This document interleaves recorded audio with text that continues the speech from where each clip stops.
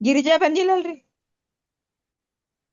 ಎಲ್ಲ ಧ್ಯಾನ ಬಂಧುಗಳಿಗೆ, ಆತ್ಮ ಬಂಧುಗಳಿಗೆ ಅನಂತ ಕೋಟಿ ಕೋಟಿ ಪ್ರಣಾಮಗಳು.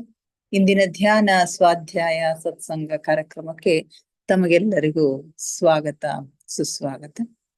ಮೊಟ್ಟ ಮೊದಲಿಗೆ ನಮ್ಮೆಲ್ಲರ ಧ್ಯಾನ ಗುರುಗಳಾದ ಪರಮ ಪೂಜ್ಯರಾದ ಬ್ರಹ್ಮರ್ಷಿ ಪಿತಾಮಹ ಡಾಕ್ಟರ್ ಸುಭಾಷ್ ಪತ್ರಿಜಿಯವರ ಚರಣ ಕಮಲಗಳಿಗೆ ವಂದಿಸುತ್ತಾ, ಗುರುಮಾತಾ ಸ್ವರ್ಣಮಾಲಾ ಅಮ್ಮನವರ ಪಾದ ಕಮಲಗಳಿಗೆ ನಮಿಸುತ್ತಾ, ನಮ್ಮೆಲ್ಲರ ಚೈತನ್ಯ ಶಕ್ತಿಯಾಗಿರ್ತಕ್ಕಂಥ ಮಹಾವತಾರ್ ಬಾಬಾ ಅವರನ್ನ ನನ್ನ ಹೃನ್ಮಂದಿರದಲ್ಲಿ ಸ್ಮರಿಸುತ್ತಾ, ನನ್ನ ಗುರುಗಳಾದ ತಟವಾಲಿ ಬಾಬಾ, ಬರ್ಫಾನಿ ಬಾಬಾ, ಮಹಾದಾನಂದ ಬಾಬಾಜಿಯವರನ್ನ ನನ್ನ ಹೃದಯ ಮಂದಿರದಲ್ಲಿ ಸ್ಮರಿಸುತ್ತಾ, ನಮ್ಮ ಮಾರ್ಗದರ್ಶಕ ಗುರುಗಳಾದ ಡಾಕ್ಟರ್ ಜೀವಂದ್ರ ಕೇತಪ್ಪ ಸರ್ ಅವರಿಗೆ ವಂದಿಸುತ್ತಾ, ಅಯ್ಯಪ್ಪ ಪಿಂಡಿ ಸರ್ ಅವರಿಗೆ ವಂದಿಸುತ್ತಾ, ಎಲ್ಲ ಆಸ್ಟ್ರಲ್ ಮಾಸ್ಟರ್ಸ್ ಗಳಿಗೆ, ಪಿರಮಿಡ್ ಮಾಸ್ಟರ್ಸ್ ಗಳಿಗೆ ವಂದಿಸುತ್ತಾ, ಸೀತಾ ಮಾತೆ, ಯಶೋಧರಾ ಮಾತೆ, ವಸುಂಧರ ಮಾತೆಯರಿಗೆ ವಂದಿಸುತ್ತಾ, ಅವರೆಲ್ಲರ ಚೈತನ್ಯ ಶಕ್ತಿಯೊಂದಿಗೆ ನಮ್ಮ ಚೈತನ್ಯ ಶಕ್ತಿಯನ್ನು ಅನುಸಂಧಾನಗೊಳಿಸುತ್ತಾ ನಾವಿಂದಿನ ಸ್ವಾಧ್ಯಾಯವನ್ನ ಆರಂಭಿಸೋಣ. ಮಾಸ್ಟರ್ಸ್, ನಿಮಗೆಲ್ಲ ಗೊತ್ತಿರೋ ಹಾಗೆ ಆತ್ಮಾಯಣದ ಸ್ವಾಧ್ಯಾಯ ಪಯಣದಲ್ಲಿ ಬಹುದೂರ ನಾವು ಬಂದಿದ್ದೇವೆ.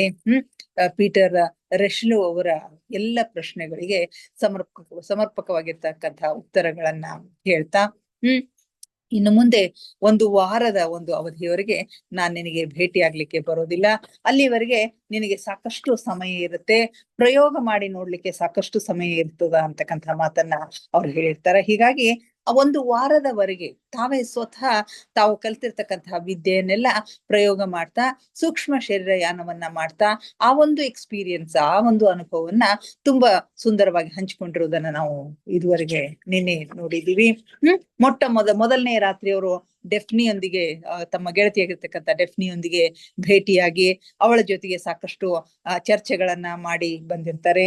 ಎರಡನೇ ರಾತ್ರಿ ತಮ್ಮ ಚಾರ್ಲ್ಸ್ ಅನ್ನ ಭೇಟಿಯಾಗಿ ಅವನ ಜೊತೆಗೆ ವಿವರವಾಗಿರ್ತಕ್ಕಂತಹ ಒಂದು ಮಾತುಕತೆಗಳನ್ನ ಅವರು ಮಾಡಿರ್ತಾರೆ. ಮತ್ತು ಬುಧವಾರ ದಿವಸ ರಾತ್ರಿ ಅವರಿಗೊಂದು ಭಯಾನಕವಾಗಿರ್ತಕ್ಕಂಥ ಒಂದು ಕನಸನ್ನ ಕಂಡಿರ್ತಾರೆ. ಆಮೇಲೆ ಅದರ ಮುಂದಿನ ರಾತ್ರಿ, ಗುರುವಾರ ರಾತ್ರಿಯಿಂದ ಒಬ್ಬ ಸೂಕ್ಷ್ಮ ಸಹಾಯಕನ ರೀತಿಯಲ್ಲಿ ಅವರು ಏನೆಲ್ಲ ಸೇವೆಯನ್ನ ಮಾಡಿದ್ರು ಆ ಭೂಮಿಯ ಮೇಲೆ.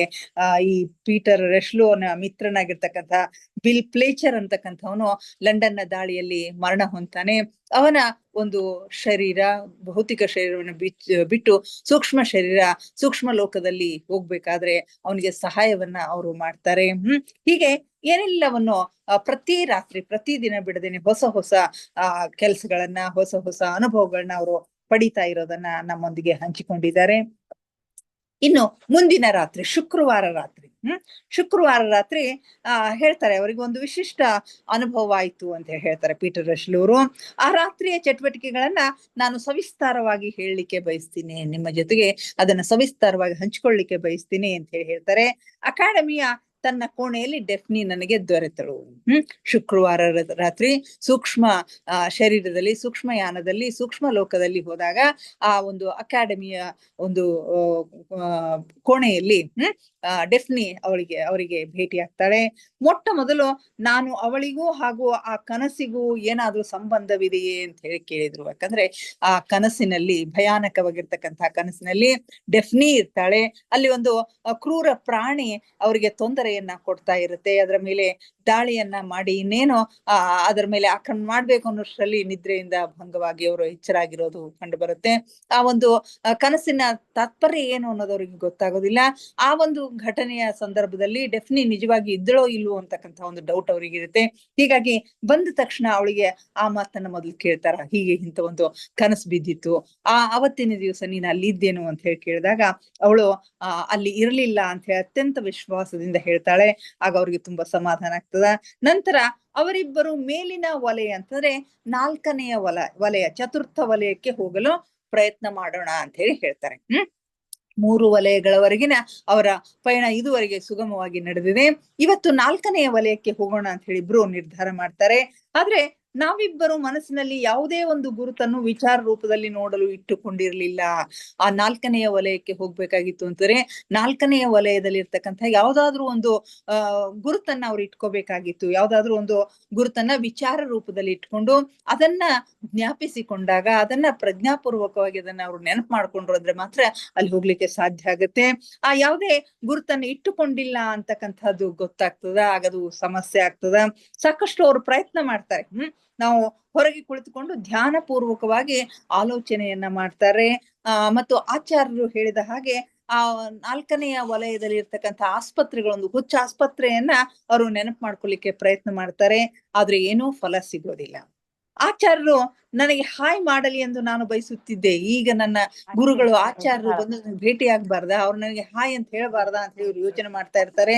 ಆ ಕುರಿತು ಅವರು ಮನಸ್ಸಿನಲ್ಲಿ ಆಲೋಚನೆಯನ್ನು ಕೂಡ ಮಾಡ್ತಾ ಇರ್ತಾರೆ. ಆದ್ರೆ ಅದರಲ್ಲಿ ವಿಫಲನಾಗ್ತಾನೆ. ಯಾವ ರೀತಿಯ ಲಾಭ ಅದರಿಂದ ಅವ್ರಿಗೆ ಆಗೋದಿಲ್ಲ. ತಕ್ಷಣವೇ ಆ ಕ್ಷಣವೇ ಹಿಂದಿನಿಂದ ನಗುವ ಒಂದು ಧ್ವನಿ ಕೇಳಿಸ್ತದ. ಆ ಧ್ವನಿ ಮತ್ಯಾರ್ದು ಅಲ್ಲ, ಆಚಾರ್ಯರದು ಆಗಿರ್ತದ. ಅವರು ಬಂದು ಅಲ್ಲಿ ತಲುಪಿರ್ತಾರೆ ಮತ್ತು ಇವರಿಗೆ ಸಹಾಯ ಮಾಡುವುದಾಗಿ ಹೇಳ್ತಾರೆ. ಪೀಟರ್ ರಶಲ್ ಅವರಿಗೆ ಸಹಾಯ ಮಾಡುವುದಾಗಿ ಅವರು ಬಂದು ಹೇಳ್ತಾರೆ. ಆ ವಲಯದಲ್ಲಿ ತಲುಪೋದಕ್ಕಾಗಿ ಒಂದು ಗುರುತನ್ನ ಹೇಳ್ತೀನಿ. 4ನೇ ವಲಯಕ್ಕೆ ಹೋಗ್ಬೇಕಾದ್ರೆ, ಅಲ್ಲಿ ತಲುಪಬೇಕಾದ್ರೆ ಒಂದು ಗುರುತನ್ನ ನಾನು ಹೇಳ್ತೀನಿ, ಅದನ್ನ ನೀವು ನೆನಪಿನಲ್ಲಿ ಇಟ್ಟುಕೊಳ್ಳಬೇಕು ಅಂತ ಹೇಳ್ತಾರೆ. ಇವರು ಅವರ ಕೈಯನ್ನು ಹಿಡ್ಕೋತಾರೆ. ಪೀಟರ್ ರಶಲು ಮತ್ತು ಡೆಫ್ನಿ ಇಬ್ಬರು ಗುರುಗಳ ಕೈಯನ್ನು ಹಿಡ್ಕೊಂಡು ಕಣ್ಣು ಮುಚ್ಚುತ್ತಾರೆ. ಕಣ್ಣು ಮುಚ್ಚಿ ಕಣ್ಣು ತೆರೆದು ನೋಡೋಷ್ಟ್ರಲ್ಲಿನೇ ಅವರೆದುರಿಗೆ ವರ್ಣನೆ ಮಾಡಲು ಅಸಾಧ್ಯವಾದಂತಹ ಒಂದು ದೃಶ್ಯ ಇತ್ತು. ಅತ್ಯಂತ ಸುಂದರವಾಗಿರ್ತಕ್ಕಂತಹ ದೃಶ್ಯ, ಶಬ್ದಗಳಲ್ಲಿ ವರ್ಣನೆ ಮಾಡ್ಲಿಕ್ಕೆ ಸಾಧ್ಯವಾಗದೇ ಇರ್ತಕ್ಕಂತಹ ಒಂದು ದೃಶ್ಯವನ್ನ ಅವರು ನೋಡ್ತಾರೆ. ಅಲ್ಲೊಂದು ಅತ್ಯಂತ ಸುಂದರವಾಗಿರ್ತಕ್ಕಂತಹ ಪರ್ವತದ ಇಳಿಜಾರು ಪ್ರದೇಶ ಇತ್ತು. ಅತ್ಯಂತ ಸುಂದರವಾಗಿರ್ತಕ್ಕಂತಹ ಪರ್ವತದ ಇಳಿಜಾರು ಪ್ರದೇಶವಿತ್ತು. ನಾನು ಅಂಥ ಸುಂದರ ಪ್ರದೇಶವನ್ನು ಇದುವರೆಗೆ ಎಲ್ಲೂ ನೋಡಿಲ್ಲ ಅಂತ ಹೇಳ್ತಾರೆ. ಇದರಲ್ಲಿ ಸ್ವಲ್ಪ ಭಾಗ ಅರಣ್ಯವಿತ್ತು ಮತ್ತು ಭೂಮಿಯ ಮೇಲೆ ದಕ್ಷಿಣ ಆಫ್ರಿಕಾದಲ್ಲಿ ಕಾಣಸಿಗುವಂತ ಕೆಂಪು ಬಣ್ಣದ ಗಿಡಗಂಟೆಗಳಿದ್ದವು. ದಕ್ಷಿಣ ಆಫ್ರಿಕಾದ ಕಾಡಿನಲ್ಲಿ ಇರ್ತಕ್ಕಂಥ ಕೆಂಪು ಬಣ್ಣದ ಗಿಡಗಂಟೆಗಳಲ್ಲಿ ಕಾಣಿಸ್ತಾವು.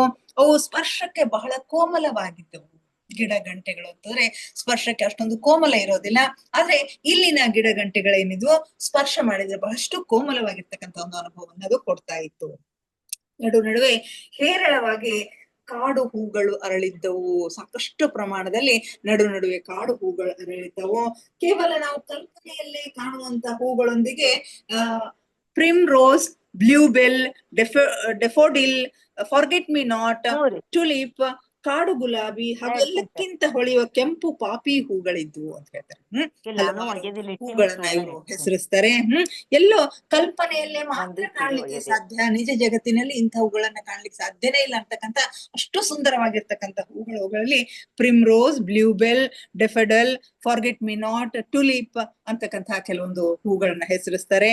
ಕಾಡು ಗುಲಾಬಿ ಅಂತ ಇನ್ನೊಂದು, ಆಮೇಲೆ ಎಲ್ಲಕ್ಕಿಂತ ಹೊಳಿತಕ್ಕಂಥ ಕೆಂಪು ಪಾಪಿ ಹೂಗಳು ಇದ್ದವಂತ. ಅಲ್ಲಿರಲಾರದಂತ ಯಾವುದೇ ಒಂದು ರೀತಿಯ ಕಾಡು ಹೂ ಕೂಡ ಬೇರೆಡೆ ಸಿಗಬಹುದೆಂದು ನನಗೆ ಅನಿಸ್ಲಿಲ್ಲ. ಅಂದ್ರೆ ಜಗತ್ತಿನಲ್ಲಿರ್ತಕ್ಕಂಥ ಎಲ್ಲ ಪ್ರಕಾರದ ಹೂಗಳಿದ್ವು, ಇಲ್ಲಿ ಸಿಗದೆ ಇರ್ತಕ್ಕಂಥ ಹೂಗಳು ಎಲ್ಲೂ ಇಲ್ಲ ಅಂತ ಹೇಳಿದ್ರು. ಅಂದ್ರೆ ಅಷ್ಟು ಪ್ರಕಾರದ, ಅಷ್ಟು ವೆರೈಟಿ ಆಫ್ ಫ್ಲವರ್ಸ್ ಗಳಲ್ಲಿ ಇರ್ತವೆ. ಯಾಕಂದ್ರೆ ಬಹು ದೂರದವರೆಗೆ ವಿಭಿನ್ನ ಹೂಗಳ ಕಾರ್ಪೆಟ್ ಹಾಸಿದಂತೆ ಕಾಣ್ತಾ ಇತ್ತು. ಆ ಹೂಗಳು ಆ ತೋಟ ಹೇಗ್ ಕಾಣಿಸ್ತಿತ್ತು ಅಂತಂದ್ರೆ ಬಹಳಷ್ಟು ದೂರದವರೆಗೆ ವಿಭಿನ್ನ ಹೂಗಳಿಂದ ಶೃಂಗರಿಸಿರ್ತಕ್ಕಂಥ ಒಂದು ಕಾರ್ಪೆಟ್ ಅನ್ನ, ಒಂದು ಜಮಖಾನೆಯನ್ನ ಹಾಕಿದ ಹಾಗೆ ಕಾಣ್ತಾ ಇತ್ತು. ಈ ಹೂಗಳು ಅತ್ಯಂತ ಸುಂದರವಾಗಿದ್ವು. ಈ ಗುರುತನ್ನು ಹಿಡಿದು ನೀವು ಪ್ರಸನ್ನರಾಗುವಿರೆಂದು ನನ್ನ ಅನಿಸಿಕೆಯಾಗಿದೆ ಅಂತ ಹೇಳಿ ಗುರುಗಳು ಹೇಳ್ತಾರೆ. ಇದನ್ನ ನಿಮ್ಮ ಮನಸ್ಸಿನಲ್ಲಿ ಈ ಲೋಕದ ಗುರುತನ್ನಾಗಿ ನೀವು ಇಟ್ಕೋಬೇಕು. ಇದರಿಂದ ನೀವು ಪ್ರಸನ್ನರಾಗಿರಿ ಅಂತ ಹೇಳಿ ನನಗೆ ಅನಿಸ್ತದ ಅಂತ ಹೇಳಿ ಗುರುಗಳು ಹೇಳ್ತಾರೆ. ಇದನ್ನ ದ ಫೇರಿ ಗ್ಲೆನ್, ಗಂಧರ್ವ ಕಣಿವೆ ಅಂತ ಹೇಳಿ ಕರೀತಾರೆ. ದ ಫೇರಿ ಗ್ಲೆನ್ ಅಂತ ಹೇಳಿ ಕರೀತಾರೆ, ಅಥವಾ ಗಂಧರ್ವ ಕಣಿವೆ ಅಂತ ಹೇಳಿ ಕರೀತಾರೆ ಅಂತ ಹೇಳಿ ಆಚಾರ್ಯರು ಹೇಳ್ತಾರೆ. ಇದಕ್ಕೆ ನಾವು ದೇವಲೋಕದ ವಿಶ್ರಾಮ ಸ್ಥಳ ಅಂತಲೂ ಕರಿತೀವಿ ಅಂತ ಹೇಳ್ತಾರೆ. ಹೇಳ್ತಾರೆ. ಅದಕ್ಕೆ ಆ ಒಂದು ಪ್ರದೇಶಕ್ಕೆ, ಆ ಒಂದು ಸುಂದರ ಹೂಗಳಿಂದ ಆವೃತವಾಗಿರ್ತಕ್ಕಂಥ ಒಂದು ಪ್ರದೇಶಕ್ಕೆ, ಸುಂದರ ಗಾರ್ಡನ್ಗೆ ದೇವಲೋಕದ ಒಂದು ವಿಶ್ರಾಮ ಸ್ಥಳ ಅಂತ ಕರೀತಾರೆ. ಯಾಕಂದ್ರೆ ಈ ವಿಕಾಸ ಅವಸ್ಥೆಯ ಸದಸ್ಯರೆಲ್ಲರೂ ತಮ್ಮ ನಿಗದಿತ ಕಾರ್ಯಗಳೆಲ್ಲವನ್ನು ಮುಗಿಸಿಕೊಂಡು ಇಲ್ಲಿಗೆ ಮರಳ್ತಾರೆ. ವಿಕಾಸ ವ್ಯವಸ್ಥೆಯ ಸದಸ್ಯರೆಲ್ಲರೂ ಅಂದ್ರೆ ದೇವಲೋಕದವರೆಲ್ಲರೂ ತಮಗೆ ನಿಗದಿಪಡಿಸಿರ್ತಕ್ಕಂಥ ಕೆಲಸಗಳನ್ನ ಮುಗಿಸ್ಕೊಂಡು ಮತ್ತೆ ಇಲ್ಲಿಗೆ ಮರಳಿ ಬರ್ತಾರೆ ಅಂತ ಹೇಳಿರ್ತಾರೆ. ಮುಂದೆ ಎಂದಾದ್ರೂ ಒಂದು ದಿನ ಮೌನ ಹಾಗೂ ಜಾಗೃತವಾಗಿದ್ದುಕೊಂಡು ನೀನು ಈ ಘಟ್ಟದ ಅವಲೋಕನವನ್ನ ಮಾಡು. ಮುಂದೆ ಎಂದಾದ್ರೂ ಒಂದು ದಿವಸ ಮೌನವಾಗಿದ್ದುಕೊಂಡು ಈ ಘಟ್ಟದ ಒಂದು ಅವಲೋಕನವನ್ನ ಮತ್ತೊಮ್ಮೆ ನೀನು ಮಾಡು ಅಂತ ಹೇಳ್ತಾರೆ. ಏಕೆಂದ್ರೆ ದೇವತೆಗಳು ಭೌತಿಕವಾಗಿ ಜನರನ್ನು ತಮ್ಮಿಂದ ದೂರ ಇರಿಸುವಂತ ವಿಧಾನವನ್ನು ಹೊಂದಿದ್ದಾರೆ. ಈ ದೇವತೆಗಳು ಭೌತಿಕವಾಗಿ ಮನುಷ್ಯರಿಂದ ದೂರ ಇರ್ತಕ್ಕಂಥ ಒಂದು ವಿಧಾನವನ್ನ ಹೊಂದಿದ್ದಾರೆ. ಮನುಷ್ಯರಿಗೆ ಭೇದಿಸಿ ನೋಡಲಾಗದಂತಹ ಸೂಕ್ಷ್ಮ ತತ್ವದ ಪರದೆಯನ್ನು ಗೋಡೆಯಂತೆ ಅವರು ನಿರ್ಮಿಸಿಕೊಂಡಿದ್ದಾರೆ. ನಮಗೆ ಮನುಷ್ಯರಿಗೆ ಭೇದಿಸ್ಲಿಕ್ಕೆ ಸಾಧ್ಯವಾಗದೇ ಇರ್ತಕ್ಕಂಥ ಒಂದು ಗೋಡೆ, ಒಂದು ಪರದೆಯನ್ನ ಅವರು ನಿರ್ಮಿಸಿಕೊಂಡಿದ್ದಾರೆ. ಈ ಸ್ಥಳದೊಂದಿಗೆ ಜನರು ಪರಿಚಿತರಾದ್ರು. ಈ ಸೂಕ್ಷ್ಮ ಗೋಡೆಯು ಭೌತಿಕ ಜಗತ್ತಿನ ಇಟ್ಟಿಗೆ ಗೋಡೆಯಂತೆ ಕಾರ್ಯನಿರ್ವಹಿಸುತ್ತದೆ.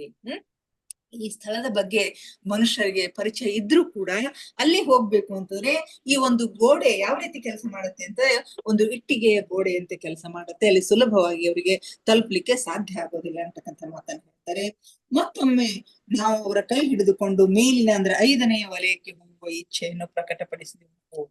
ಈ ಸುಂದರವಾಗಿರ್ತಕ್ಕಂತಹ ಒಂದು ಕಣಿವೆ, ಗಂಧರ್ವ ಕಣಿವೆ ಅಂತಕ್ಕಂಥದ್ದು 4ನೆಯ ವಲಯದಲ್ಲಿ ಇರುತ್ತೆ.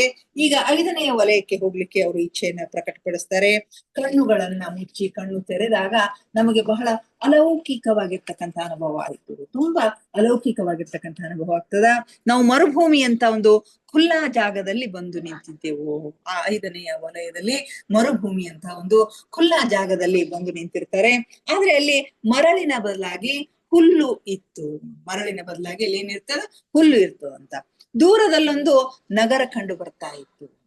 ಆ ಬಯಲು ಪ್ರದೇಶಗಳಲ್ಲಿ ದೂರದಲ್ಲಿ ಒಂದು ನಗರ ಕಂಡು ಬರ್ತಾ ಇತ್ತು. ಅದರ ಎತ್ತರದ ಕಟ್ಟಡಗಳು ಹಾಗೂ ಭವ್ಯವಾದ ಸ್ತಂಭಗಳು ಇಲ್ಲಿಂದಲೇ ಕಂಡು ಬರ್ತಾ ಇದ್ವು. ಅದೆಷ್ಟೊಂದು ಭವ್ಯವಾಗಿತ್ತು ಅಂತಂದ್ರೆ ದೂರದಿಂದಲೇ ಅದರ ಎತ್ತರವಾಗಿರ್ತಕ್ಕಂಥ ಕಟ್ಟಡ, ಅದರ ದೊಡ್ಡ ದೊಡ್ಡ ಕಂಬಗಳು ಕಂಡು ಬರ್ತಾ ಇದ್ವಂತೆ. ನಗರದ ಮೇಲ್ಭಾಗದಲ್ಲಿ ಸೂರ್ಯನಂತಹ ಆಕೃತಿಯೊಂದು ಹೊಳಿತಾ ಇತ್ತು. ಅದರಿಂದ ಕಟ್ಟಡಗಳ ಮೇಲೆ ಬೆಳಕು ಹರಿತಾ ಇತ್ತು. ಆ ನಗರದ ಮೇಲ್ಭಾಗದಲ್ಲಿ ಸೂರ್ಯನ ಹಾಗೆ ಒಂದು ಪ್ರಕಾಶ ಕಾಣ್ತಾ ಇರ್ತದ. ಅದರಿಂದ ಆ ಬಿಲ್ಡಿಂಗ್ ಮೇಲೆ, ಆ ಕಟ್ಟಡದ ಮೇಲೆ ಎಲ್ಲ ಬೆಳಕು ಹರಡ್ತಾ ಇದೆ. ಅವೆಲ್ಲ ಬಂಗಾರ ವರ್ಣದಿಂದ ಶೋಭಾಯಮಾನವಾಗಿ ಕಂಗೊಳಿಸ್ತಾ ಇದ್ವು. ಆ ಕಟ್ಟಡಗಳೆಲ್ಲ ಬಂಗಾರಮಯವಾಗಿರ್ತಕ್ಕಂಥ ಅಥವಾ ಬಂಗಾರ ವರ್ಣದಿಂದ ಶೋಭಾಯಮಾನವಾಗಿರ್ತಕ್ಕಂಥ ಒಂದು ದೃಶ್ಯ ಅಲ್ಲಿ ಕಂಡು ಬರ್ತಾ ಇತ್ತು. ಆಗ ಹೇ ಮಿತ್ರರೇ, ಅಲ್ಲಿ ನೋಡಿರಿ, ಇಂದು ಬಂಗಾರದ ನಗರವಾಗಿದೆ ಎಂದು ನಮ್ಮ ಗೈಡ್ ಹೇಳಿದನು. ಹೇ ಮಿತ್ರರೇ, ಅಲ್ಲಿ ನೋಡಿ, ಇದು ಬಂಗಾರದ ನಗರವಾಗಿದೆ, ಬಂಗಾರದಿಂದ ನಿರ್ಮಿತವಾಗಿರ್ತಕ್ಕಂಥ ಒಂದು ನಗರ ಆಗಿದೆ ಅಂತ ಹೇಳಿ ಅವರ ಗೈಡ್ ಹೇಳ್ತಾರೆ. ಹೋಗಿ ಇದರ ಅಧ್ಯಯನ ಮಾಡಿರಿ ಎಂದು ನಾನು ಸಲಹೆ ನೀಡ್ತೇನೆ. ಹೋಗಿ ಇದರ ಬಗ್ಗೆ ನೀವು ಅಧ್ಯಯನ ಮಾಡ್ರಿ ಅಂತ ಹೇಳಿ ಹೇಳ್ತಾನೆ. ಇಲ್ಲಿವರೆಗೆ ಪಾದ್ರಿ ಪುರೋಹಿತರೆಲ್ಲ ಇಷ್ಟೊಂದು ಚರ್ಚೆ ಮಾಡಿದಂತಹ ಪಾರಂಪರಿಕ ಸ್ವರ್ಗದಲ್ಲಿಯೇ ನೀವು ಇಲ್ಲಿಯವರೆಗೆ ಏನೇನು ಯೋಚಿಸಿದ್ದೀರೋ ಅಥವಾ ಕಲ್ಪಿಸಿದ್ದೀರೋ ಅದೆಲ್ಲವೂ ದೊರೆಯುತ್ತದೆ ಎಂಬುದನ್ನು ಕಾಣುವಿರಿ. ಇಲ್ಲಿವರೆಗೆ ಪಾದ್ರಿ ಪುರೋಹಿತರೆಲ್ಲ ಹೇಳ್ತಾರೆ, ಚರ್ಚೆ ಮಾಡಿರ್ತಕ್ಕಂಥ ಪಾರಂಪರಿಕ ಸ್ವರ್ಗ, ಪಾದ್ರಿಗಳು ಹೇಳ್ತಕ್ಕಂಥ, ಕ್ರಿಶ್ಚಿಯನ್ರು ಹೇಳ್ತಕ್ಕಂಥ ಒಂದು ಪಾರಂಪರಿಕ ಸ್ವರ್ಗ ಅಂತಕ್ಕಂಥದ್ದು ಇಲ್ಲಿದೆ. ಇಲ್ಲಿ ನೀವು ಏನು ಯೋಚನೆ ಮಾಡ್ತೀರೋ, ಏನು ಕಲ್ಪಿಸಿದ್ದೀರೋ ಅದೆಲ್ಲವೂ ನಿಮ್ಗೆ ದೊರೀತದ ಅಂತಕ್ಕಂಥದ್ದನ್ನ ನೀವು ಕಾಣ್ತೀರಿ ಅಂತ ಹೇಳ್ತಾರೆ. ಈ ಸಂಪೂರ್ಣ ನಗರವೇ ಒಂದು ವಿರಾಟ್ ವಿಚಾರ ರೂಪವಾಗಿದೆ. ಈ ನಗರ ಅದು ಏನಾಗಿದೆ ಅಂತಂದ್ರೆ ಒಂದು ವಿರಾಟ್ ಸ್ವರೂಪದ ವಿಚಾರ ರೂಪವಾಗಿದೆ. ಅದೊಂದು ಥಾಟ್ ಫಾರ್ಮ್ ಆಗಿದೆ. ನಮ್ಮ ವಿಚಾರದ ಒಂದು ರೂಪ. ನಾವು ಏನು ಬಂಗಾರದ ಒಂದು ನಗರವನ್ನ ನಾವು ವಿಚಾರ ಮಾಡಿದ್ವಿ ಅಂತಂದ್ರೆ ಅದು ಅಲ್ಲಿ ಫಾರ್ಮ್ ಆಗಿ ಅಲ್ಲಿ ರೂಪವನ್ನ ತೆಗೆದುಕೊಂಡಿದೆ ಅಂತ ಹೇಳ್ತಾರೆ. ಅಲ್ಲಿ ಪರಮಾತ್ಮ ಇರ್ತಾನೆ, ಯೇಸು ಕ್ರಿಸ್ತ ಇರ್ತಾನೆ, ಹಾಗೂ ಅವನ 12 ಜನ ಶಿಷ್ಯರು ಇರ್ತಾರೆ, ಹಾಗೂ ಚರ್ಚಿನ ಉಪದೇಶಗಳಲ್ಲಿ ಚರ್ಚಿಸಲಾಗಿರ್ತಕ್ಕಂಥ ಅನೇಕ ಜನ ಸಾಧು ಸಂತರು, ಇವರೆಲ್ಲರ ವಿಚಾರ ರೂಪಗಳನ್ನು ಸಿಗ್ತವೆ. ಅದೊಂದು ಸಂಪೂರ್ಣವಾಗಿರ್ತಕ್ಕಂಥ ವಿರಾಟ್ ಸ್ವರೂಪದ ವಿಚಾರ ರೂಪದ ಒಂದು ನಗರ ಅದಾಗಿದೆ. ಇಲ್ಲಿ ಪರಮಾತ್ಮ, ಯೇಸು ಕ್ರಿಸ್ತ ಹಾಗೂ ಅವನ 12 ಶಿಷ್ಯರು ಹಾಗೂ ಚರ್ಚಿನಲ್ಲಿ ಚರ್ಚಿನ ಉಪದೇಶಗಳಲ್ಲಿ ಚರ್ಚಿಸಲಾಗ್ತಕ್ಕಂಥ ಅನೇಕ ಸಾಧು ಸಂತರು ಇವರೆಲ್ಲರ ವಿಚಾರ ರೂಪಗಳು ಅಲ್ಲಿ ನೋಡ್ಲಿಕ್ಕೆ ಸಿಗ್ತಾವು ಅಂತ ಹೇಳಿ ಹೇಳ್ತಾರೆ. ನಾವು ಮತ್ತೊಮ್ಮೆ ಕೈ ಹಿಡಿದುಕೊಂಡು 6ನೆಯ ವಲಯದಲ್ಲಿ ಹೋಗುವ ಇಚ್ಛೆಯನ್ನು ಪ್ರಕಟಗೊಳಿಸ್ತೀವಿ. ಇದು 5ನೆಯ ವಲಯದಲ್ಲಿ ಆ ಬಂಗಾರದ ಒಂದು ನಗರವನ್ನ ನೋಡ್ತಾರೆ. ಮತ್ತೊಮ್ಮೆ ಗುರುಗಳ ಕೈಯನ್ನು ಹಿಡಿದುಕೊಂಡು ಅದರ ಮೇಲಿನ ವಲಯಕ್ಕೆ 6ನೆಯ ವಲಯಕ್ಕೆ ಹೋಗ್ಲಿಕ್ಕೆ ಇಚ್ಛೆಯನ್ನ ಪ್ರಕಟಗೊಳಿಸ್ತಾರೆ. ಕ್ಷಣಾರ್ಧದಲ್ಲಿಯೇ 4 ದೆಸೆಗೂ ಬಂಡೆಗಲ್ಲುಗಳ ಎತ್ತರ ಗೋಡೆಗಳಿಂದ ಆವೃತವಾದ ಒಂದು ಸರೋವರದ ಬಳಿ ನಾವು ನಿಂತಿದ್ದೆವು. ಆ ಇಚ್ಛೆಯನ್ನು ಪ್ರಕಟಗೊಳಿಸಿದ ಕ್ಷಣಾರ್ಧದಲ್ಲಿನೇ ಆ ಒಂದು ಪ್ರದೇಶದಲ್ಲಿ ಹೋಗಿ ನಿಂತಿರ್ತಾರೆ. ಅದು 4 ಕಡೆಗೆ ಬಂಡೆಗಲ್ಲುಗಳಿಂದ ಎತ್ತರವಾಗಿರ್ತಕ್ಕಂತಹ ಗೋಡೆಗಳಿಂದ ಆವೃತವಾಗಿರ್ತಕ್ಕಂಥ ಒಂದು ಸರೋವರ ನದಿ ಹರಿತಾ ಇರುತ್ತೆ. ಅದರ ಬಳಿ ಹೋಗಿ ನಿಂತಿರ್ತಾರೆ. ಎಡಗಡೆ ಸ್ವಲ್ಪ ದೂರದಲ್ಲಿ ಒಂದು ದಾರಿ ಕಾಣ್ತಾ ಇರ್ತದೆ. ಅದು ಎಲ್ಲಿಗೆ ಹೋಗುತ್ತದೆ ಎಂದು ಹೇಳಲು ಸಾಧ್ಯವಿರಲಿಲ್ಲ. ಸರೋವರದ ಎಡಗಡೆ ಸ್ವಲ್ಪ ದೂರದಲ್ಲಿ ಒಂದು ದಾರಿ ಕಾಣಿಸ್ತಾ ಇರ್ತದೆ. ಅದು ಎಲ್ಲಿ ಹೋಗ್ತದೆ ಅನ್ನೋದನ್ನ ಹೇಳಿಕೆ ಸಾಧ್ಯವಿರಲಿಲ್ಲ. ಈ ದೃಶ್ಯದ ಒಂದು ಸ್ಪಷ್ಟ ಚಿತ್ರವನ್ನು ಮನಸ್ಸಿನಲ್ಲಿ ಮಾಡಿಕೊಳ್ಳಿ ಎಂದು ಆಚಾರ್ಯರು ಸಲಹೆ ನೀಡಿದ್ರು. ಈ ಸರೋವರದ ಒಂದು ದೃಶ್ಯವನ್ನ, ಇದರ ಒಂದು ಸ್ಪಷ್ಟ ಚಿತ್ರಣವನ್ನ ನೀವು ಮನಸ್ಸಿನಲ್ಲಿ ಇಟ್ಕೊಡ್ರಿ, ಅಚ್ಚೊತ್ತುಕೊಂಡು ಇಡ್ರಿ. ಯಾಕಂದ್ರೆ ಮುಂದಿನ ಪ್ರಯಾಣದಲ್ಲಿ ನಿಮಗೆ ಅನುಕೂಲ ಆಗುತ್ತೆ ಅಂತಕ್ಕಂಥ ಒಂದು ಸಲಹೆಯನ್ನ ನೀಡ್ತಾರೆ. ತಮ್ಮ ಕಾರ್ಯಗಳಲ್ಲಿ ಪೂರ್ಣ ಶಾಂತಿಯನ್ನ ಬಯಸುವಂತ ಮನುಷ್ಯರಿಂದ ಈ ಸರೋವರವು ಬಳಕೆ ಆಗಲ್ಪಡುತ್ತದೆ. ಈ ಸರೋವರವನ್ನ ಯಾರು ಬಳಸ್ತಾರೆ, ಯಾರು ಉಪಯೋಗಿಸ್ತಾರೆ ಅಂತಂದ್ರೆ ತಮ್ಮ ಕಾರ್ಯಗಳಲ್ಲಿ ಪೂರ್ಣ ಶಾಂತಿಯನ್ನ ಬಯಸುವಂತ ಜನರು, ತಮ್ಮ ಕೆಲಸದಲ್ಲಿ ಸಂಪೂರ್ಣವಾಗಿರ್ತಕ್ಕಂಥ ಒಂದು ಶಾಂತಿಯನ್ನ ಬಯಸ್ತಕ್ಕಂಥ ಜನರು ಈ ಸರೋವರವನ್ನ ಬಳಸ್ತಾರೆ.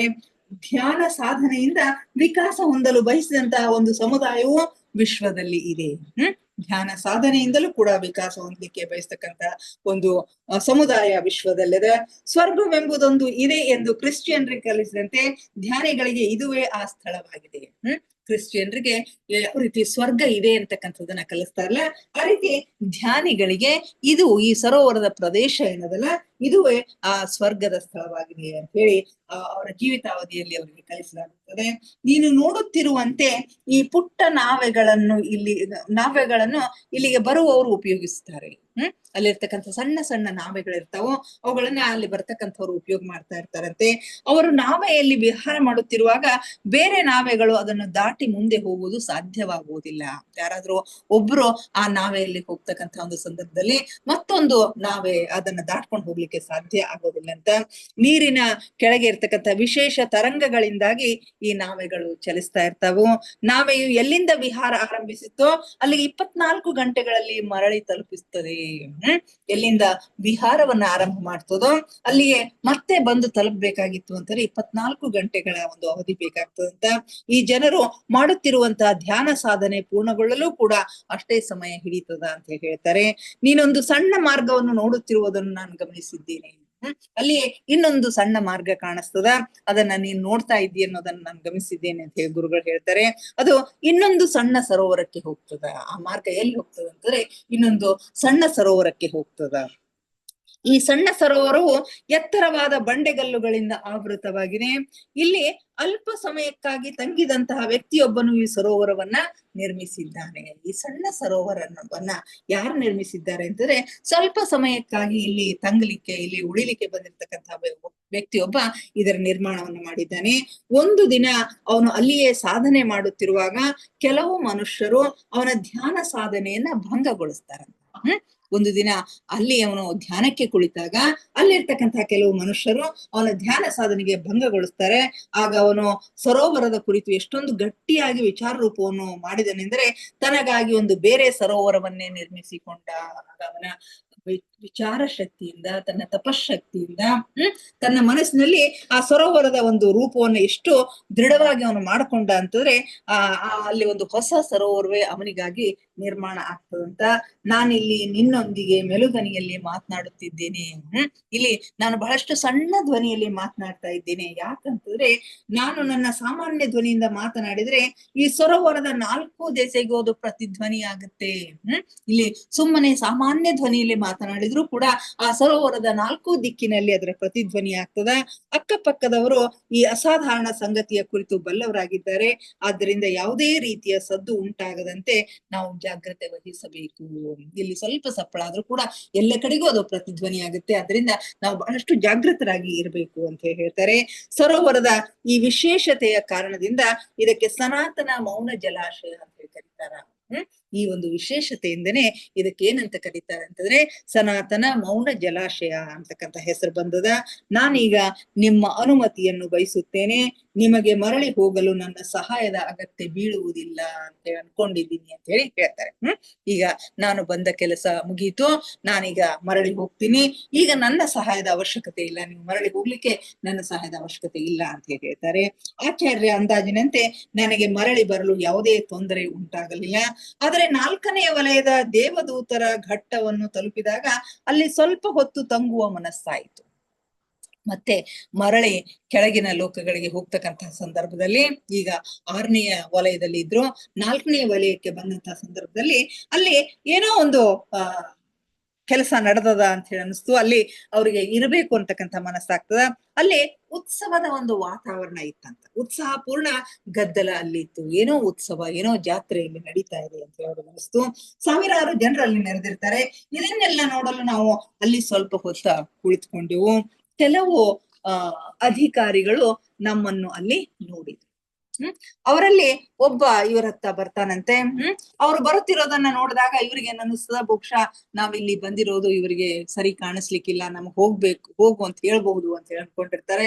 ಯಾಕಂತಾರೆ ಈ ಮಾತನ್ನ ಗುರುಗಳು ಇವ್ರಿಗೆ ಹೇಳಿರ್ತಾರೆ. ವಿಕಾಸ ವ್ಯವಸ್ಥೆಯಲ್ಲಿ ಅಲ್ಲಿಯ ಜನರು ನಮ್ಮನ್ನ ಅಪೇಕ್ಷೆ ಪಡುವುದಿಲ್ಲ ಅಂತ ಹೇಳಿ ಆಚಾರ್ಯರು ಹೇಳಿರ್ತಾರೆ. ನಿಧಾನವಾಗಿ ಬಹಳ ಆದರ ಭಾವದಿಂದ ಗಾಳಿಯಲ್ಲಿ ತೇಲುತ್ತಾ ವ್ಯಕ್ತಿ ಇವರ ಕಡೆ ಬರ್ತಾನಂತ. ತುಂಬಾ ಆದರ ಭಾವದಿಂದ ಗಾಳಿಯಿಂದ ತೇಲುತ್ತಾ ಇವ್ರ ಕಡೆ ಬರ್ತಾನೆ. ಅವನು ಬೌದ್ಧಿಕವಾಗಿ ಬಹಳ ವಿಕಾಸ ಹೊಂದಿದವನಾಗಿದ್ದನು, ಹಾಗೂ ಆಧ್ಯಾತ್ಮಿಕವಾಗಿ ಅತ್ಯಂತ ಪ್ರತಿಷ್ಠಿತರಂತೆ ಕಾಣ್ತಾ ಇದ್ದ ವ್ಯಕ್ತಿ ಬೌದ್ಧಿಕವಾಗಿ ಬಹಳಷ್ಟು ವಿಕಾಸ ಹೊಂದಿದಂತೆ ಮತ್ತು ಆಧ್ಯಾತ್ಮಿಕವಾಗಿ ಅತ್ಯಂತ ಪ್ರತಿಷ್ಠಿತರಂತೆ ಅವನು ಕಾಣ್ತಾ ಇರ್ತಾನೆ. ನಾವು ಕೂಡ ಗೌರವದಿಂದ ಎದ್ದು ನಿಂತೆವು. ಬಂದ ತಕ್ಷಣ ಇವರು ಗೌರವದಿಂದ ಎದ್ದು ನಿಂತಾರೆ. ಅವರ ವಸ್ತ್ರಾಭರಣಗಳು ಕೂಡ ನಮಗೆ ಅಪರಿಚಿತವಾಗಿದ್ವು. ಅವ್ನು ಹಾಕೊಂಡಿರ್ತಕ್ಕಂಥ ವೇಷಭೂಷಣಗಳು ಕೂಡ ನಮಗೆ ಅಪರಿಚಿತ ಆಗಿದ್ವು. ಅದು ಯಾವುದೋ ಚೀನಿ ಅಧಿಕಾರಿಯ ವಸ್ತ್ರದಂತೆ ಅವು ಕಾಣ್ತಾ ಇದ್ವು ಅಂತ ಹೇಳ್ತಾರೆ. ಅವರ ಉದ್ದನೆಯ ಕೋಟಿನ ಬಣ್ಣ ಅತಿಶಯ ಸುಂದರವಾಗಿತ್ತು. ಅವರು ತೊಟ್ಕೊಂಡಿರ್ತಕ್ಕಂಥ ಉದ್ದನೆಯ ಒಂದು ನಿಲುವಂಗಿ ಅಥವಾ ಕೋಟ್ ಅಂತ ಏನ್ ಕರಿತೀವಲ್ಲ, ಅದು ಬಹಳಷ್ಟು ಸುಂದರ ಆಗಿತ್ತದ, ಅತಿಶಯ ಸುಂದರವಾಗಿತ್ತು ಅಂತ ಹೇಳ್ತಾರೆ. ಅದರ ಮೇಲೆ ಕಸೂತಿಯಿಂದ ಆ ಘಟ್ಟದಲ್ಲಿರುವಂತ ಎಲ್ಲ ಕಾಡು ಹೂಗಳನ್ನ ರಚಿಸಲಾಗಿತ್ತು. ನೋಡ್ರಿ, ಆ ಕೋಟಿನ ಮೇಲೆ ಆ ಘಟ್ಟದಲ್ಲಿ, ಆ ವಲಯದಲ್ಲಿ ಸಿಗ್ತಕ್ಕಂಥ ಅತ್ಯಂತ ಸುಂದರವಾಗಿರ್ತಕ್ಕಂಥ ಎಲ್ಲ ಕಾಡು ಹೂಗಳನ್ನ ಅಲ್ಲಿ ರಚಿಸಲಾಗಿತ್ತು. ಅವರ ಮುಖಭಾವವನ್ನು ನೋಡಿದಾಗ ನಮಗೇನಾದ್ರೂ ಸಂಕಟ ಬರಬಹುದು ಅಂತ ನಮ್ಗೆ ಅನಿಸ್ಲಿಲ್ಲ. ನಾವು ಮುಗುಳ್ನಕ್ಕೆವು, ಅವರಿಗೂ ಹಾಗೆ ಅನಿಸಿರಬೇಕು. ಆ ನಂತರ ಏನು ಜರುಗಿತೋ ಅದು ನಮಗೆ ಸ್ವಲ್ಪ ಅಸಹಜ ಅನಿಸ್ತು. ಇಷ್ಟೆಲ್ಲ ಅನ್ಸೋದ್ರೊಳಗೆ ಅಲ್ಲಿ ಏನ್ ಜರುಗ್ತದೋ ನೋಡಿದಾಗ ನಮ್ಗೆ ಅಸಹಜ ಅನಿಸ್ತು ಅಂತ ಹೇಳ್ತಾರೆ. ಯಾಕಂದ್ರೆ ಏನನ್ನೂ ಮಾತನಾಡದೆ ಅಲ್ಲಿ ಸಂಭಾಷಣೆ ನಡೀತಾ ಇತ್ತು. ಅವ್ರು ಏನೋ ಮಾತಾಡಿಲ್ಲ, ಆದ್ರೂ ಕೂಡ ಅಲ್ಲಿ ಸಂಭಾಷಣೆ ಜರುಗ್ತಾ ಇತ್ತು. ಆ ಸಂಭಾಷಣೆ ವಿಚಾರ ರೂಪದಲ್ಲಿ ನಡೀತಾ ಇತ್ತು ಅನ್ನೋದು ಅವ್ರಿಗೆ ಗೊತ್ತಾಗತ್ತೆ. ಒಂದಾದ ಮೇಲೆ ಒಂದರಂತೆ ಪ್ರಶ್ನೋತ್ತರಗಳು ನಡೆದಿದ್ದವು. ಶಬ್ದಗಳ ಮಾಧ್ಯಮದಿಂದ ಜರುಗಿದ್ದರೆ ಅಷ್ಟು ಶೀಘ್ರವಾಗಿ ಜರುಗುವುದು ಸಾಧ್ಯವಿರ್ಲಿಲ್ಲ. ಶಬ್ದಗಳ ಮಾಧ್ಯಮದಲ್ಲಿ ಜರುಗಿದ್ರೆ ಅಷ್ಟು ಶೀಘ್ರವಾಗಿ ಜರುಗಿರ್ಲಿಲ್ಲ. ಆದ್ರೆ ವಿಚಾರ ಮಾಧ್ಯಮದಲ್ಲಿರೋದ್ರಿಂದ ಅಲ್ಲಿ ಬಹಳಷ್ಟು ವಿಷಯಗಳ ಒಂದು ಹಂಚಿಕೆ ಬಹು ಬೇಗನೆ ಆಯ್ತು ಅಂತಕ್ಕಂಥ ಸಂಗತಿಯನ್ನು ಹೇಳ್ತಾರೆ. ನಮಗಾಗಿ ನೀವೇನು ಮಾಡಬಲ್ಲಿರಿ ಎಂದು ಅವನು ನಮ್ಮನ್ನು ಕೇಳಿದಂತೆ ಅನ್ನಿಸಿತು. ನಮಗಾಗಿ ನೀವೇನ್ ಮಾಡಬಲ್ರಿ ಅಂತ ಹೇಳಿ ಕೇಳಿದ ಹಾಗಾಗ್ತದ. ಆಗ ಪೀಟರ್ ರಶ್ಲು ಹೇಳ್ತಾರೆ, ತಾವು ವಿಚಾರ ರೂಪದಲ್ಲಿ ಹೇಳ್ತಾರೆ, ಡೆಫ್ನಿ ಸೂಕ್ಷ್ಮ ಲೋಕದ ಸ್ಥಾಯಿ ನಿವಾಸಿಯಾಗಿದ್ದಾಳೆ, ಆದರೆ ನಾನು ಭೌತಿಕ ಶರೀರದೊಂದಿಗೆ ಭೂಮಿಯ ಮೇಲೆ ಜೀವಿಸುತ್ತಿದ್ದೇನೆ. ಅಲ್ಲಿ ನಾನು ಎಷ್ಟು ಹೊತ್ತಿನವರೆಗೆ ನಿದ್ರೆಯಲ್ಲಿರುತ್ತೇನೋ ಕೇವಲ ಅಷ್ಟು ಹೊತ್ತಿನವರೆಗೆ ನಾನು ಇಲ್ಲಿರುವುದು ಸಾಧ್ಯ ಅಂತಕ್ಕಂಥ ಮಾತುಗಳನ್ನ ಅವರ ವಿಚಾರ ಮಾಧ್ಯಮದ ಸಹಾಯದಿಂದಲೇ ಅವರಿಗೆ ಹೇಳ್ತಾರೆ. ಡೆಫ್ನಿ ಸೂಕ್ಷ್ಮ ಲೋಕದ ಸ್ಥಾಯಿ ನಿವಾಸಿಯಾಗಿದ್ದಾಳೆ, ಆದರೆ ನಾನು ಅಸ್ಥಾಯಿ ನಿವಾಸಿಯಾಗಿದ್ದೇನೆ. ಅಂದ್ರೆ ನನ್ನ ದೇಹವನ್ನ ಭೂಮಿಯ ಮೇಲೆ ಬಿಟ್ಟು ನಾನು ಬಂದಿದ್ದೇನೆ. ನನ್ನ ನಿದ್ರೆಯ ಅವಧಿ ಮುಗಿಯೋದ್ರೊಳಗಾಗಿ ನಾನು ಹೋಗಿ ನನ್ನ ದೇಹದಲ್ಲಿ ಪ್ರತ್ಯಕ್ಷ ಆಗಬೇಕು ಅಂತಕ್ಕಂಥ ಮಾತನ್ನ ಆ ವಿಚಾರ ರೂಪದಲ್ಲಿನೇ ಅವರು ತಿಳಿಸಿದಾಗ ಅವ್ರಿಗೆ ಅದು ಅರ್ಥ ಆಯಿತು. ತಮ್ಮ ನಾಯಕನು ತಮ್ಮನ್ನು ಕರೆದುಕೊಂಡು ಬರ್ಲಿಕ್ಕೆ ಹೇಳಿದ್ದಾರೆ ಎಂದು ಅವರು ಹೇಳಿದರು. ಇವರ ಮಾತು ಅವ್ರಿಗೆ ಅರ್ಥ ಆಗ್ತದೆ. ಆಗ ಅವ್ರು ಏನ್ ಹೇಳ್ತಾರೆ ಅಂತಂದ್ರೆ, ನಮ್ಮ ನಾಯಕನು ನಿಮ್ಮನ್ನ ಕರ್ಕೊಂಡು ಬರ್ಲಿಕ್ಕೆ ಹೇಳಿದಾನೆ ಅಂತ ಹೇಳ್ತಾರೆ. ಅಗತ್ಯವಾಗಿ ಸಂತೋಷದಿಂದ ನಮಗೆ ಬರಲು ಒಪ್ಪಿಗೆ ಇದೆ ಎಂದು ಹೇಳಿ ವೇದಿಕೆ ಅಂತ ನಡೆದೆವು. ತುಂಬಾ ಅಗತ್ಯವಾಗಿ ಬರ್ತೀವಿ ಅಂತ ಹೇಳಿ ಸಂತೋಷದಿಂದ ಅವರ ಕಡೆಗೆ ಆ ವೇದಿಕೆಯ ಕಡೆಗೆ ನಡೀತಾರೆ. ನಾವು ಮುಂದುವರಿಯುತ್ತಿದ್ದಂತೆಯೇ ಜನರು ವೃತ್ತಾಕಾರವಾಗಿ ನಿಂತಿರುವುದು ಹಾಗೂ ಕುಳಿತಿರುವುದು ಕಾಣಿಸ್ತು. ಅಲ್ಲೊಂದು ಪ್ರದೇಶದಲ್ಲಿ ಜನರು ವೃತ್ತಾಕಾರವಾಗಿ ನಿಂತಿರುವುದು ಕುಳಿತಿರುವುದು ಕಾಣಿಸ್ತದ. ಕಾಡು ಹೂಗಳಿಂದ ಮಾಡಿದ ಹಗ್ಗದಿಂದ ಜನ ಸಂದಣಿಯನ್ನು ದೂರ ಸರಿಸುವ ಪ್ರಯತ್ನ ಮಾಡಲಾಗ್ತಾ ಇತ್ತು. ಕಾಡು ಹೂಗಳಿಂದ ಮಾಡಿರ್ತಕ್ಕಂಥ ಒಂದು ಹಗ್ಗದಿಂದ ಅಲ್ಲಿ ನಡೆದಿರ್ತಕ್ಕಂತಹ ಜನರನ್ನ ದೂರ ಸರಿಸಿ ದಾರಿಯನ್ನ ಮಾಡ್ತಕ್ಕಂಥ ಒಂದು ಕೆಲಸ ಅಲ್ಲಿ ನಡೀತಾ ಇತ್ತು. ಆ ಸುಂದರವಾದ ಬೇಲಿಗೆ ಸರಿಸಾಟಿಯಾಗಿ ಹೋಲುವಂತ ಹೋಲಿಕೆಗಳನ್ನು ಮನದಲ್ಲಿ ಹೋಲಿಸಿ ನೋಡ್ತಾ ಇದ್ದೆ. ಆ ಬೇಲಿ ಎಷ್ಟು ಸುಂದರವಾಗಿತ್ತು ಅಂತಂದ್ರೆ ಅದಕ್ಕೆ ಸರಿಸಾಟಿಯಾಗಿರ್ತಕ್ಕಂಥ ಯಾವ್ದಾದ್ರು ಇದೆ ಏನೋ ಅಂತಕ್ಕಂಥ ಒಂದು ವಿಚಾರವನ್ನು ಇವರು ಮಾಡ್ತಾ ಇರ್ತಾರೆ. ಆ ವೃತ್ತದ ನಡುವೆ ಹಸಿರು ಪಾಚಿಯಿಂದ ಒಂದು ವೇದಿಕೆ ನಿರ್ಮಿಸಲಾಗಿತ್ತು. ಅದರ 4 ದಂಡೆಗಳಲ್ಲಿ ಕಂಬಗಳಿತ್ತು. ಹಸಿರು ಪಾಚೆಯಿಂದ ಒಂದು ವೇದಿಕೆ ನಿರ್ಮಾಣ ಆಗಿರ್ತದ. 4 ಕಡೆಗೆ ಕಂಬಗಳಿರ್ತಾವು. ಈ ಕಂಬಗಳು ಬೇರೆ ಬೇರೆ ಬಣ್ಣ ಹಾಗೂ ಆಕಾರಗಳಲ್ಲಿ ಹೆಣದ ಹೂಗಳಿಂದ ನಿರ್ಮಿಸಲ್ಪಟ್ಟಿದ್ವು. ವೇದಿಕೆಯ ಮೇಲಿನ ಮಂಟಪವನ್ನು ಬಹಳ ಕೋಮಲ ತುಪ್ಪಳಗಳಿಂದ ತಯಾರಿಸಲಾಗಿತ್ತು. ವೇದಿಕೆಯ ಮೇಲಿನ ಮಂಟಪವನ್ನ ಸುಂದರವಾಗಿರ್ತಕ್ಕಂಥ ಕೋಮಲವಾಗಿರ್ತಕ್ಕಂಥ ತುಪ್ಪಳದಿಂದ ತಯಾರಿಸಲಾಗಿತ್ತು. ಎಲ್ಲವೂ ಒಟ್ಟಾರೆ ಸೇರಿ ದೃಶ್ಯ ಅತ್ಯಂತ ಅನುಪಮವಾಗಿ ಇತ್ತು, ಸುಂದರವಾಗಿತ್ತು ಅಂತ ಹೇಳ್ತಾರೆ. ವೇದಿಕೆಯ ಕೆಳಭಾಗದಲ್ಲಿ ಪಾಚಿಯಿಂದ ನಿರ್ಮಿತವಾದ ಆರಾಮ ಕುರ್ಚಿಗಳು ನೋಡುವುದಕ್ಕೆ ಎಷ್ಟೊಂದು ಆರಾಮದಾಯಕ ಅನಿಸುತ್ತಿದ್ವಿ ಅಂದ್ರೆ ಅವುಗಳ ಮೇಲೆ ಕೂಡ್ಲಿಕ್ಕೆ ಮನಸ್ಸಾಗ್ತಾ ಇರಲಿಲ್ಲ. ಬಹಳಷ್ಟು ಸುಂದರವಾಗಿರ್ತಕ್ಕಂಥವುಗಳನ್ನ ನೋಡಿದಾಗ ಅಲ್ಲಿ ಕುಳಿತು ಅವುಗಳನ್ನ ಹಾಳು ಮಾಡ್ತೀವೇನೋ ಅಂತ ಅನಿಸ್ತದ. ಆ ರೀತಿಯ ಭಾವನೆ ಇವರಿಗೆ ಬರ್ತಾ ಇತ್ತು. ಎದುರು ಭಾಗದಲ್ಲಿ 2 ದೊಡ್ಡ ಸಿಂಹಾಸನದಂತಹ ಆಸನಗಳಿದ್ದವು. ಅವು ಕೂಡ ಪಾಚಿಯಿಂದಲೇ ಮಾಡಲ್ಪಟ್ಟಿದ್ದವು. ಆದ್ರೆ ಅವು ಇತರ ಕುರ್ಚಿಗಳಿಗಿಂತ ಅಲಂಕೃತವಾಗಿ ಕಾಣುತ್ತಿದ್ದವು. ಸೊ ಇಂಥ ಸುಂದರವಾಗಿರ್ತಕ್ಕಂಥ ಒಂದು ದೃಶ್ಯವನ್ನ ಆ ಒಂದು ವೇದಿಕೆಯನ್ನ ಇವರು ನೋಡ್ತಾರೆ. ಅಲ್ಲಿ ಏನು ನಡೀತದ ಅಂತಕ್ಕಂಥದ್ದನ್ನ ನಾಳೆ ನೋಡೋಣ ಮಾಸ್ಟರ್ಸ್. ಇವತ್ತಿಗೆ ಇಂದಿನ ಸ್ವಾಧ್ಯಾಯವನ್ನ ಮುಗಿಸೋಣ. ಎಲ್ಲರೂ ಧ್ಯಾನಕ್ಕೆ ಸಿದ್ಧರಾಗ್ರಿ. ಯಾವುದಾದ್ರೂ ಸ್ಥಿರ ಸುಖಾಸನದಲ್ಲಿ ಕುಳಿತುಕೊಳ್ಳಿ. ಚೇರ್ ಮೇಲೆ ಕುಳಿತಿದ್ರೆ ಕಾಲುಗಳನ್ನ ಕ್ರಾಸ್ ಮಾಡ್ಕೊಳ್ರಿ. ಕೈ ಬೆರಳುಗಳನ್ನ ಒಂದರೊಳಗೊಂದು ಸೇರಿಸ್ಕೊಳ್ರಿ. ಕಣ್ಣುಗಳನ್ನು ನಿಧಾನವಾಗಿ ಮುಚ್ಚಿ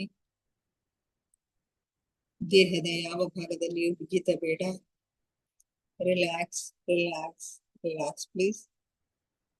ಮೊಟ್ಟ ಮೊದಲಿಗೆ ನಮ್ಮೆಲ್ಲರ ಧ್ಯಾನ ಗುರುಗಳಾದ ಪರಮ ಪೂಜ್ಯರಾದ ಬ್ರಹ್ಮರ್ಷಿ ಪಿತಾಮಹ ಡಾಕ್ಟರ್ ಸುಭಾಷ್ ಪತ್ರಿಜಿಯವರ ಚರಣ ಕಮಲಗಳಿಗೆ ವಂದಿಸುತ್ತ, ಗುರುಮಾತಾ ಸ್ವರ್ಣಮಾಲಾ ಅಮ್ಮನವರ ಪಾದ ಕಮಲಗಳಿಗೆ ವಂದಿಸುತ್ತ, ನಮ್ಮೆಲ್ಲರ ಚೈತನ್ಯ ಶಕ್ತಿಯಾಗಿರ್ತಕ್ಕಂಥ ಮಹೋತ್ತಾರ್ ಬಾಬಾ ಅವರನ್ನ ನನ್ನ ಮಂದಿರದಲ್ಲಿ ಸ್ಮರಿಸುತ್ತ, ನನ್ನ ಗುರುಗಳಾದ ತಟವಾಲಿ ಬಾಬಾ, ರೂಪಾನಿ ಬಾಬಾ, ಮಹಾನಂದ ಬಾಬಾ ನಮ್ಮ ಹೃದಯ ಮಂದಿರದಲ್ಲಿ ಸ್ಮರಿಸುತ್ತ, ನಮ್ಮ ಮಾರ್ಗದರ್ಶಕ ಗುರುಗಳಾದ ಡಾಕ್ಟರ್ ಜೀವಂದರ್ ಕೇತಪ್ಪ ಸರ್ ಅವರಿಗೆ ವಂದಿಸುತ್ತ, ಅಯ್ಯಪ್ಪ ಪಿಂಡಿ ಸರ್ ಅವರಿಗೆ ವಂದಿಸುತ್ತ, ಎಲ್ಲ ಆಸ್ಟ್ರಲ್ ಮಾಸ್ಟರ್ಸ್ ಗಳಿಗೆ, ಪಿರಾಮಿಡ್ ಮಾಸ್ಟರ್ಸ್ ಗಳಿಗೆ ವಂದಿಸುತ್ತ, ಸೀತಾಮಾತೆ, ಯಶೋಧರಾಮಾತೆ, ವಸುಂಧರ ಮಾತೆಯರಿಗೆ ವಂದಿಸುತ್ತ, ಅವರೆಲ್ಲರ ಚೈತನ್ಯ ಶಕ್ತಿಯೊಂದಿಗೆ ನಮ್ಮ ಚೈತನ್ಯ ಶಕ್ತಿಯನ್ನು ಅನುಸಂಧಾನಗೊಳಿಸುತ್ತ ನಾವಿಂದಿನ ಧ್ಯಾನವನ್ನ ಆರಂಭಿಸೋಣ ಮಾಸ್ಟರ್ಸ್.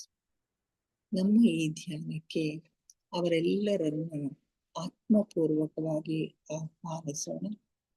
ಅವರೆಲ್ಲರೂ ಜ್ಯೋತಿ ಸ್ವರೂಪದಲ್ಲಿ ಬಂದು ನಮ್ಮ ಜೊತೆಗೆ ಕುಳಿತು ಧ್ಯಾನ ಮಾಡುತ್ತಿದ್ದಾರೆ ಎಂದು ಭಾವಿಸಿಕೊಳ್ಳುತ್ತಾ ನಾವಿಂದಿನ ಧ್ಯಾನವನ್ನು ಮಾಡೋಣ ಮಾಸ್ಟರ್ಸ್. ಕೇವಲ ಸಹಜ ಶ್ವಾಸದ ಮೇಲೆ ಗಮನ. ಪ್ರಕೃತಿ ಸಹಜವಾದ ಉಸಿರಾಟವಿರಲಿ. ಒಳ ಹೋಗುವ ಉಸಿರು, ಹೊರ ಬರುವ ಉಸಿರನ್ನು ನಿರಂತರವಾಗಿ ಏಕಧಾರೆಯಾಗಿ ಗಮನಿಸಿ ಮಾಸ್ಟರ್ಸ್.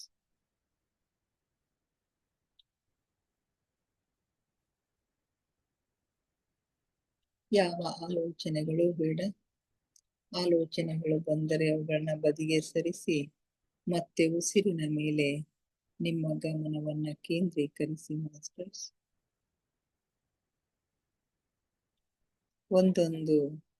ಒಂದೊಂದು ಉಸಿರು ನಿಮ್ಮ ಗಮನಕ್ಕೆ ಬಾರದೆ ಹೋಗದಿರಲಿ.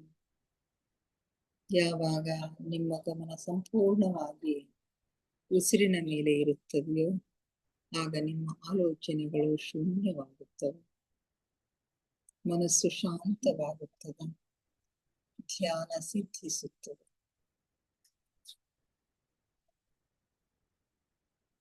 ಉಚ್ಛ್ವಾಸ ನಿಶ್ವಾಸದ ಮಧ್ಯದ ಬಿಂದು, ಅದುವೇ ಧ್ಯಾನ ಬಿಂದು, ಅದುವೇ ಶೂನ್ಯ ಬಿಂದು, ಅದುವೇ ನಮ್ಮ ಆಂತರಿಕ ಜಗತ್ತಿನ ಕೀಲಿಕೈ. ಅಲ್ಲಿ ಒಂದು ಕ್ಷಣ ನಿಲ್ಲುವ ಅಭ್ಯಾಸ ಮಾಡಿ ಮಾಸ್ಟರ್ಸ್. ನಿಮಗಾಗಿ ನಿಮ್ಮ ಆಂತರಿಕ ಜಗತ್ತು ತೆರೆದುಕೊಳ್ಳುತ್ತೆ.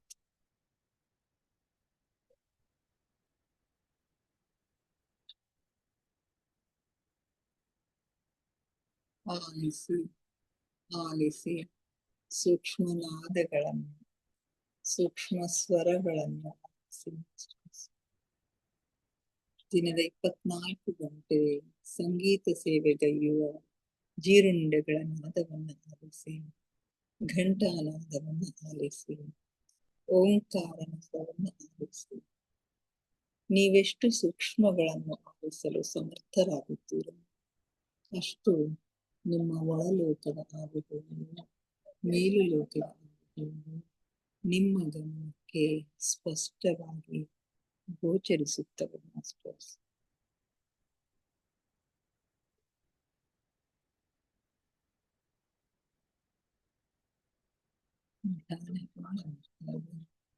ಉಸಿರು ನಿಧಾನವಾಗ್ತಾ ಇದೆ. ಉಸಿರು ನಿಧಾನವಾಗುತ್ತಾ ನಿಧಾನವಾಗುತ್ತಾ ಚಿಕ್ಕದಾಗುತ್ತಾ ನಮ್ಮ ಭ್ರೂ ಮಧ್ಯದಲ್ಲಿ ಸ್ಥಿರಗೊಳ್ತಾ ಇದೆ. ಅಲ್ಲಿ ನಮ್ಮ ಆಜ್ಞಾ ಚಕ್ರ ಜಾಗೃತ ಆಗ್ತಾ ಇದೆ. ಹಲವು ಬಣ್ಣಗಳು, ಹಲವು ದೃಶ್ಯಗಳು ನಮಗಾಗಿ ತೆರೆದುಕೊಳ್ಳುತ್ತವೆ ಮಾಸ್ಟರ್. ಅವೆಲ್ಲವುಗಳನ್ನ ಗಮನವಿಟ್ಟು ವೀಕ್ಷಿಸಿ.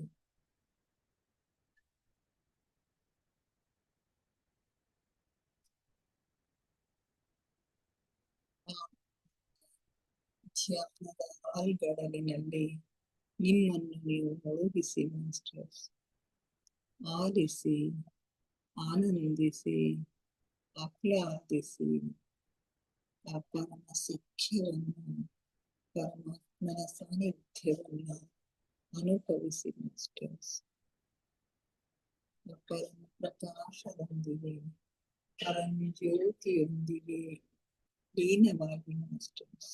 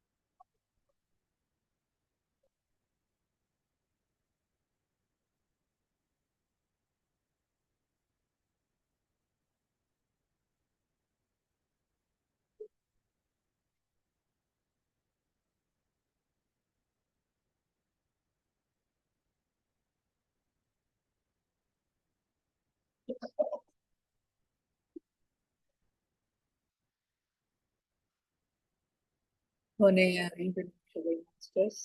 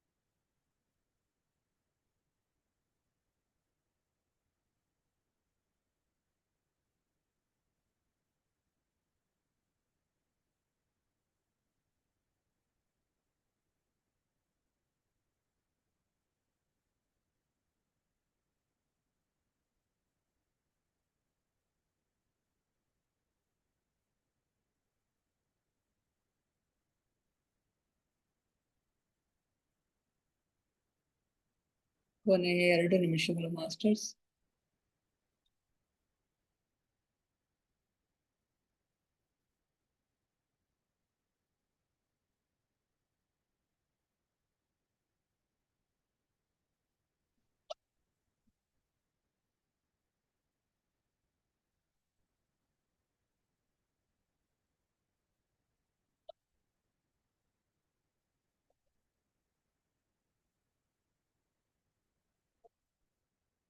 ಕೊನೆಯ 1 ನಿಮಿಷ.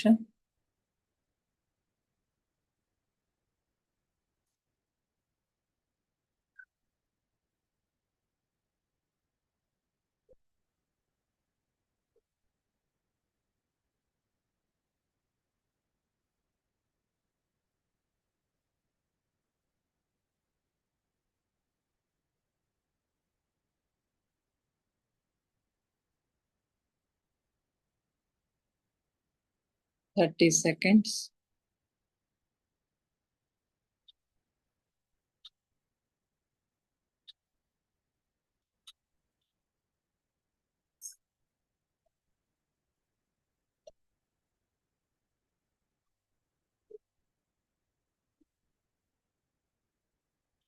Ten seconds.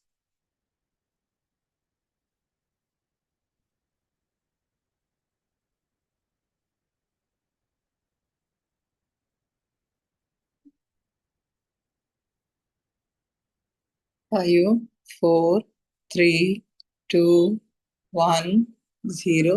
ನಿಧಾನವಾಗಿ ನಿಮ್ಮ ಕೈ ಬೆರಳುಗಳನ್ನ ಬಿಡಿಸ್ಕೊಂಡು ಕಣ್ಣಿನ ಮೇಲೆ ಇಟ್ಕೊಳ್ಳಿ ಮಾಸ್ಟರ್ಸ್. 5 seconds. 5, 4, 3, 2, 1, 0. ನಿಧಾನವಾಗಿ ನಿಮ್ಮ ಕಣ್ಣುಗಳ ನಿಮ್ಮ ಕೈಗಳನ್ನ ತೆಗೆಯಿರಿ. ಕಣ್ಣುಗಳನ್ನ ನಿಧಾನವಾಗಿ ಓಪನ್ ಮಾಡಿ masters. Thank you, thank you, thank you everybody. ನಮ್ಮ ಧ್ಯಾನಕ್ಕೆ ಶಕ್ತಿಯನ್ನ ನೀಡಿ ನಮ್ಮೊಂದಿಗೆ ಕುಳಿತು ಧ್ಯಾನ ಮಾಡಿದ ಎಲ್ಲ ಮಾಸ್ಟರ್ಸ್ಗೆ ಅನಂತ ಕೋಟಿ ಕೋಟಿ ಧನ್ಯವಾದಗಳನ್ನ ಅರ್ಪಿಸುತ್ತಾ ನನ್ನೊಂದಿಗೆ ಧ್ಯಾನಿಸುತ್ತ ತಮಗೆಲ್ಲರಿಗೂ ಮತ್ತೊಮ್ಮೆ ಧನ್ಯವಾದಗಳನ್ನ ಅರ್ಪಿಸುತ್ತಾ thank you thank you thank you everybody.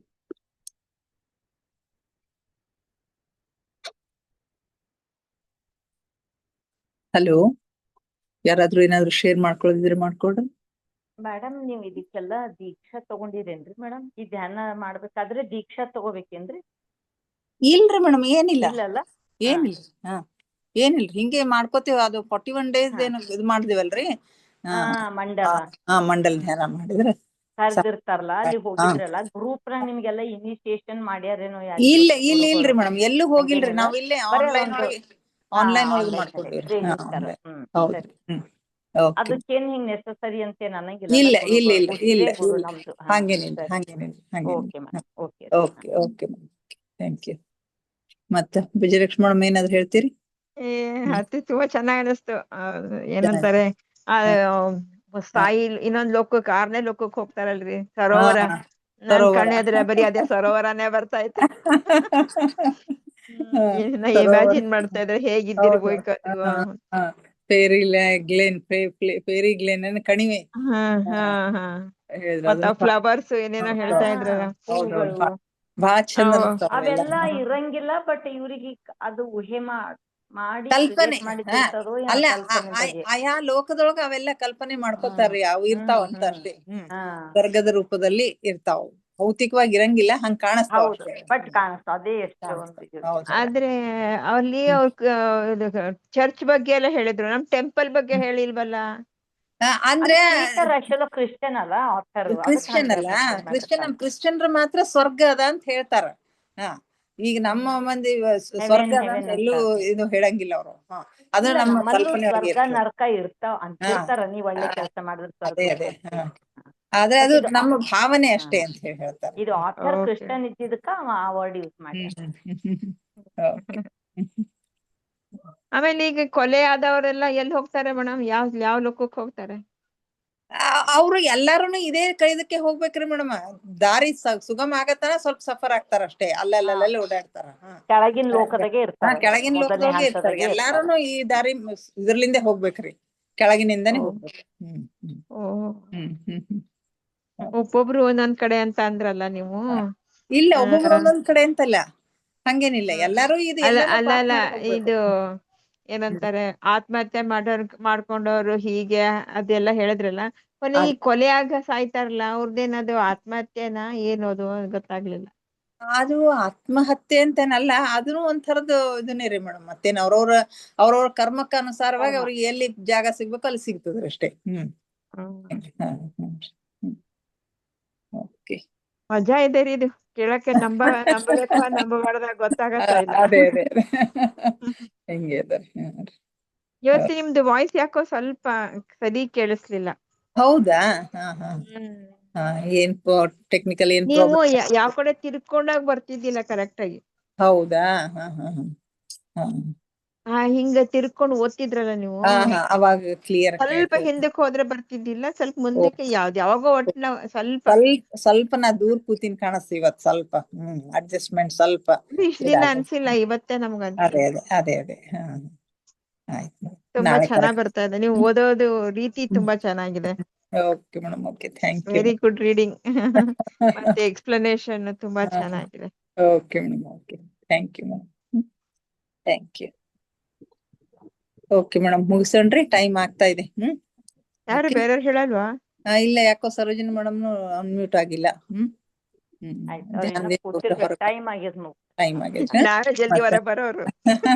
ನಾಳೆ ಭೇಟಿ ಆಗೋಣ್ರಿ ಮೇಡಮ್. ಮತ್ತೆ ನಾಳೆ ಮತ್ತೆ ಭೇಟಿ ಆಗೋಣ, ಇನ್ನಷ್ಟು ಧ್ಯಾನ, ಸ್ವಾಧ್ಯಾಯ, ಸತ್ಸಂಗದೊಂದಿಗೆ. Thank you, thank you, thank you everybody. Thank you. Good night. Good night.